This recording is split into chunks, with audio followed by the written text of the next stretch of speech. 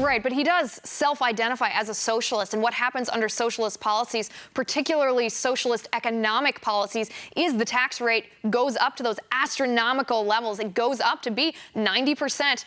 Even if it's not 90%, even if it's 70, 80, 85%, it goes up to those extremely high levels where the wealthiest Americans are paying so much more in taxes than they're bringing in that it's redistribution of wealth. Do you really think mainstream America agrees with the idea of socialism?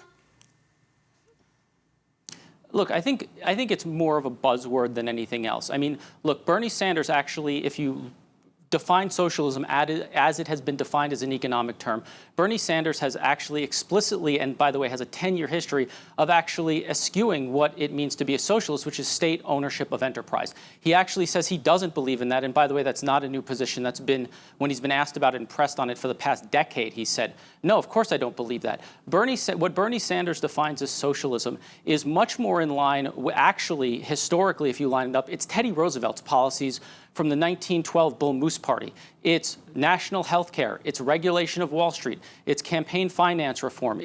That's how he defines his democratic socialism. And it actually fits in line with the tradition that goes to Teddy Roosevelt's relative Franklin, who in his 1944 State of the Union address proposed a rash of new constitutional amendments. That is where Bernie Sanders actually lies on the historic spectrum. Right, but to distill it a little bit for our viewers, the difference between the technical definition of socialism, like you said, ownership by the government, and Bernie Sanders' definition of democratic socialism is just control by the government. So it's the difference between ownership and control, and it amounts to the same thing. It amounts to the same thing. If you're in control of something, no, you may not be the technical owner of it, but you control it. It's essentially yours. That which you control is under your thumb. You will still be under control of the government. And that's why I think those distinctions... What elements of the government does Bernie...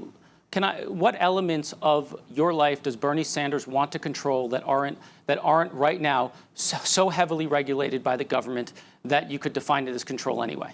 Well, let's talk about the entitlements. College education? No, it's his entitlements. The fact that he wants to give free things to people. Where does he get the money when things are free? This is an important question for our viewers and for anyone who supports Bernie Sanders to listen to. When Bernie Sanders promises to give free things to Americans, somebody else must pay for that. When somebody else must pay for that, that comes back to those of us, you and I, who pay taxes to the federal government. Our taxes are raised and they're used by the government for what the government thinks is best. That takes away our freedom. That controls us because it limits our choices of what we can do ourselves. So that does give government control. It takes away our liberty.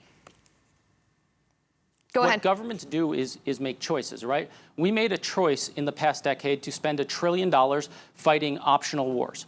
We made that choice. We could make a choice in the future under Bernie Sanders to spend about $700 billion, giving every American child to go to college without accumulating debt. That is a choice. Now, Bernie Sanders lays out how he wants to pay for it, which is an FTT, which, by the way, separate from his plan to pay for college, is actually a good idea anyway because it creates market stabilization, which is what we've seen when FTTs have been applied, that actually prevents flash crashes and other elements that are actually really bad. So we should have an FTT regardless.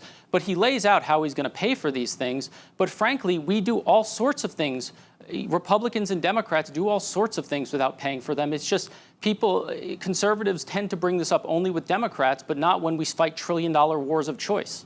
All right, you talk about the choice here, but I just want to bring this up again. Do you see the difference between a choice that an individual makes and a choice that a government makes for the collective that violates our individual liberty? Our choice, our individual choice to do what we think is best with the money we earn. That's a huge difference between liberalism and conservatism, between socialism and individual freedom.